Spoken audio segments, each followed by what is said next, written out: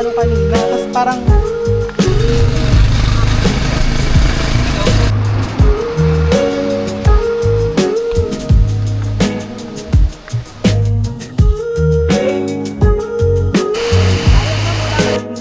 oo nga may Tapos na. Uwian na.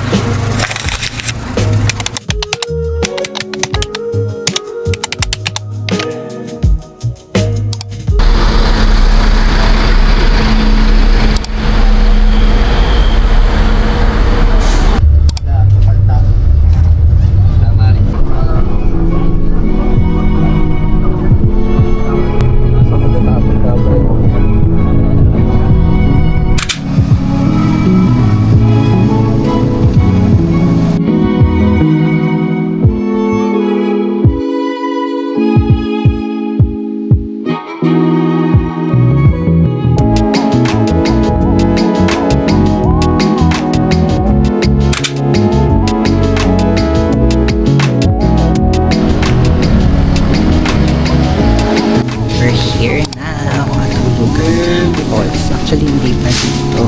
Ano pa lang dito, parang orientation, something like that. For formality.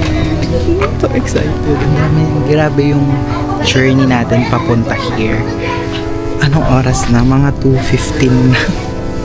Super late na ako pumunta dito, but it's now or never. Tayo. And kapag early naman tayo nakabalik, sa tingin ko naman kaya pa, saan po tayong dalawa? If gusto mong tanhan, yun nga lang po is mabuting pagpunta doon sa dalawang falls. So if willing naman po kayo doon sa mga ganong trekking, keep tayo dyan. Actually, araw-araw may nakyo. For formality, may sisipin tayo. Tapos po yung gamit mo sa...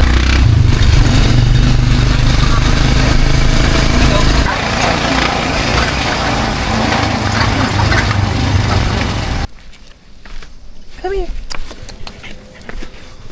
My doggy. Ah. My doggy.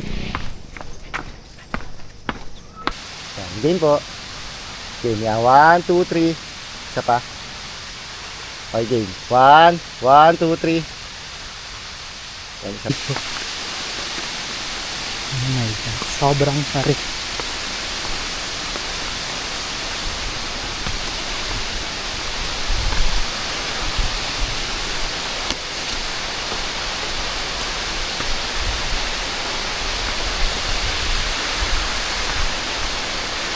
Saan ang dog? Doggy.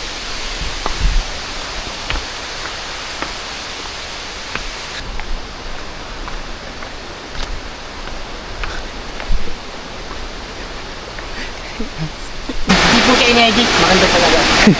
Hindi siya fake news. Maganda nga po yung mga kakapupunta. Kung bawa, alas 5. Ha? Dito, Philippine monkeys po ang dami. Ano po? Philippine monkeys.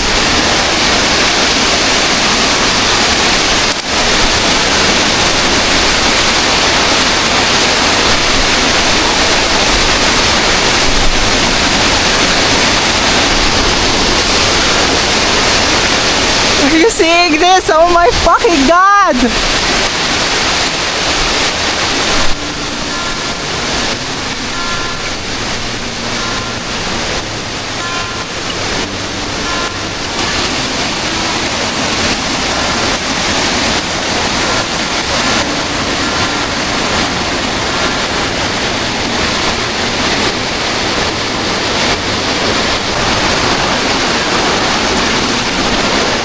Watch me.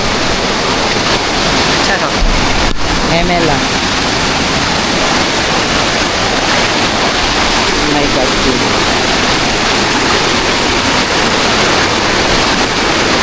Parang kaya ko naman.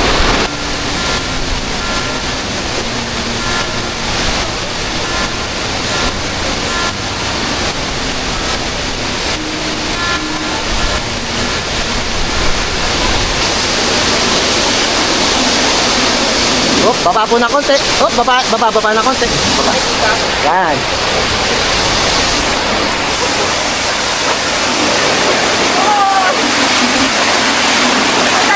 Dito po tayo.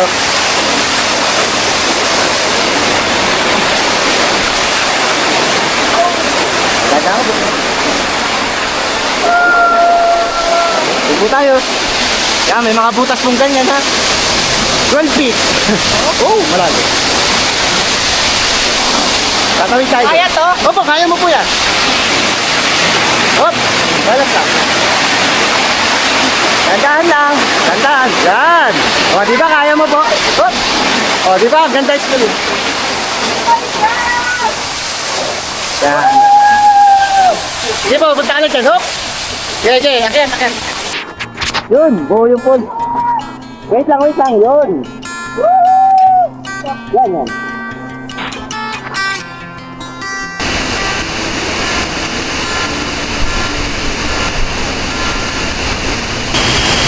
You know what?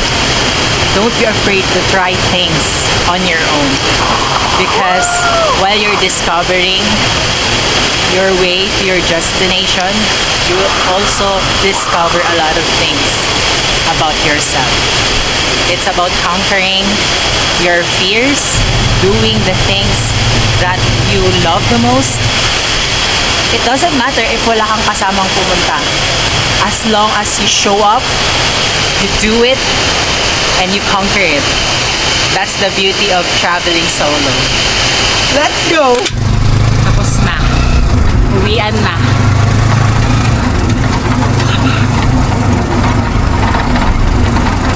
Worth it. Super worth it.